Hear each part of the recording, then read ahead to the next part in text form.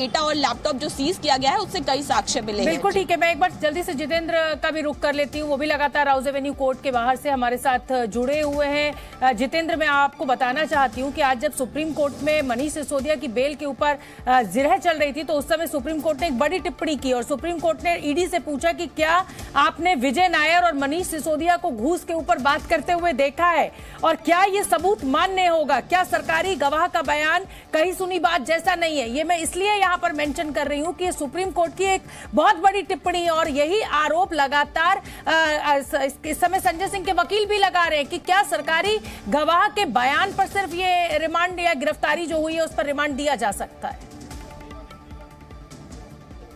देखिए, जो सरकारी गवाह बन जाते हैं तो निश्चित तौर पर उसका एक प्रोसेस होता है और अदालत के सामने उनके बयान दर्ज होते हैं और वो बाकायदा अपने बयान में ये दर्ज करवाते हैं कि इस पूरी जो भी इन्वेस्टिगेशन होगी उसमें वो जांच एजेंसियों की पूरी मदद करेंगे और जो भ्रष्टाचार का जो नेटवर्क था उसको उजागर करने में एजेंसीज की पूरी मदद करेंगे। उसी शर्त पर जो अदालत है उन्हें सरकारी गवाह बनने के लिए मंजूरी देती है, क्योंकि दिनेश अरोड़ा इस पूरे मामले के अंदर आरोपी थे और एक सेंटर पॉइंट थे, यानी कि केंद्र बिंदु थे जो पूरी कड़ियों को जानते हैं कि कौन कौन व्यक्ति किस किस तरीके से इस पूरी पॉलिसी के अंदर इन्वॉल्व था। दिनेश अरोड़ा, विजय नायर, मनीष सिसोदिया और जो बाकी जो आरोपी गिरफ्तार किए गए हैं उन सबका क्या क्या रोल था और किस तरह से मनी एक्सचेंज हुई है। ठीक इसी तरह से अदालत ने आज संजय सिंह को गिरफ्तार करने के बाद अदालत में कहा है कि दिनेश अरोड़ा ने बताया है कि 2 करोड़ रुपए संजय सिंह के घर पर सर्वेश मिश्रा को दिए गए।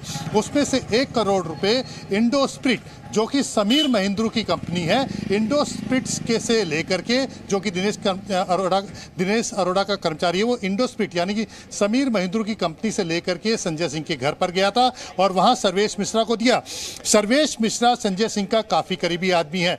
वहीं दिनेश अरोड़ा ने समीर महिंद्रू की कंपनी का लाइसेंस जो है उसको ओवरनाइट, यानी कि कह सकते हैं कि एक ही दिन के अंदर उसका लाइसेंस दिलवाया था मनीष सिसोदिया से कह करके। ये सब जांच के अंदर अब तक आ चुके हैं और यही वजह है कि उसको गिरफ्तार भी किया गया था।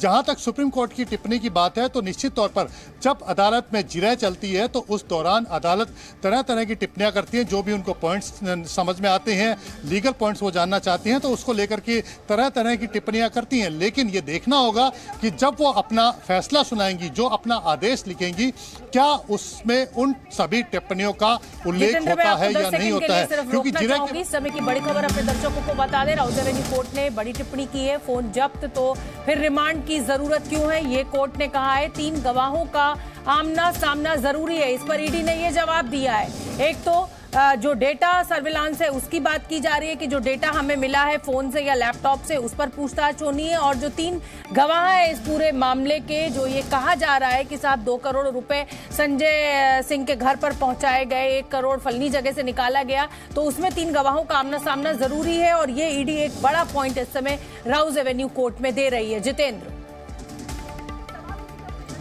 बिल्कुल, ये क्योंकि इसलिए कहा जा रहा है क्योंकि जो एविडेंसेस हैं उसको कलेक्ट करना है। अभी तक जो डिजिटल एविडेंसेस हैं, जो डिजिटल जो डिवाइसेस जो सीज किए गए हैं, संजय सिंह का मोबाइल है, उनके घर से जो एविडेंसेस मिले हैं उन सब से डाटा रिट्रीव किया जाएगा। और उसके अलावा जिस तरह से दिनेश अरोड़ा ने अपने बयान में बताया है कि 2 करोड़ रुपए संजय सिंह के घर पर पहुंचाए गए हैं, सर्वेश मिश्रा को वो पैसे दिए गए थे, तो निश्चित तौर पर संजय सिंह का दिनेश अरोड़ा से भी आमना सामना कराया जाएगा।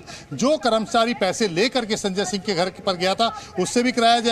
इंडोस्प्रिट का जो समीर महिंद्रू है वो उससे भी निश्चित तौर पर पूछताछ हो सकती है, आमना सामना कराया जा सकता है। और वहीं सर्वेश मिश्रा जो कि संजय सिंह का करीबी है। इसमें एक बात और है जो अभी तक ईडी ने बताया नहीं है, लेकिन जो इससे पहले चार्जशीट दाखिल की है ईडी ने अलग अलग मामलों में, जिसमें मनीष सिसोदिया के खिलाफ भी ईडी चार्जशीट दाखिल कर चुकी है, उसमें साफ तौर पर ईडी ने लिखा है कि जो संजय सिंह का करीबी है विवेक त्यागी, उसको अमित अरोड़ा की कंपनी में हिस्सेदारी देने के लिए दबाव बनाया गया था। तो ये कहीं ना कहीं ये चीजें बताता है कि किस तरह से अपने कर्मचारियों को कंपनियों में शामिल करा करके जो उसके जरिए जो पैसा आ रहा है उसको रोटेट करके पहुंचाया जा सके, यानी कर्मचारियों के जरिए पैसा जो है बनाया जा सके। तो ये इस तरह के जो एविडेंसेस निकल करके आ रहे हैं, ये सब दिनेश अरोड़ा अपने बयान में दे रहा है। और ये एक गवाह नहीं है सरकारी गवाह इसमें शोभना, दिनेश अरोड़ा के अलावा सीबीआई ने भी अलग गवाह बना रखे। दिनेश अरोड़ा सीबीआई के लिए भी गवाह है। इसके अलावा जो रोहन मंगुंटा है, जो कि जो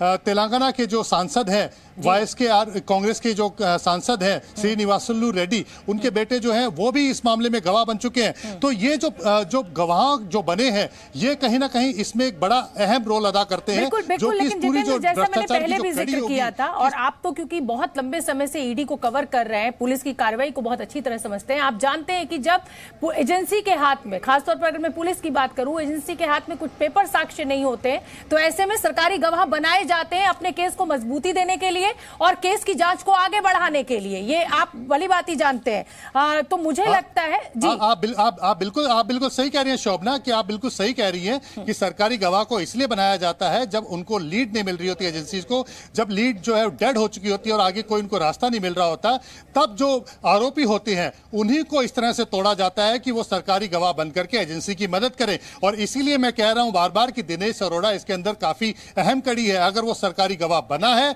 तो ये एजेंसी के लिए कहीं ना कहीं फायदा करेगी, और वहीं जो बाकी लोग हैं जो इसमें आरोपी बने हैं उनके लिए कहीं ना कहीं ये चिंता की बात है, क्योंकि दिनेश अरोड़ा जिन बातों को बताएगा कि किस तरीके से पैसों का लेन देन हुआ, किस तरीके से कहां पर मीटिंग हुई, कौन कौन लोग शामिल था, किस तरह से डील को मैनिपुलेट किया गया, किस तरह से प्राइवेट प्लेयर को फायदा पहुंचाने के लिए मैनिपुलेट किया गया, तो ये जो बातें हैं उसके आधार पर जब एजेंसी आगे लीड करेगी, एविडेंसेस जुटाएगी, तो निश्चित तौर पर जो आरोपी हैं उनके लिए मुश्किलें खड़ी होंगी। इसीलिए मैं बार बार कह रहा हूं कि एजेंसी सारे दांवपेच खेलती है जब उनको आरोपियों को अदालत में दोषी ठहराना होता है। मैं 10 सेकंड के लिए जितेंद्र आपको रोकना चाहूंगी। दिनेश अरोड़ा 1 साल से ईडी के पास है। समीर महिंद्रू सीबीआई ईडी का आरोपी है। महिंद्रू की बेल का विरोध नहीं हुआ है, ये संजय सिंह के वकील का कहना है। ये संजय सिंह के वकील ने जो दलील दी है वो मैं आपको इस समय बता रही हूँ। दिनेश अरोड़ा 1 साल से ईडी के पास है। समीर महिंद्रू सीबीआई और ईडी का आरोपी है।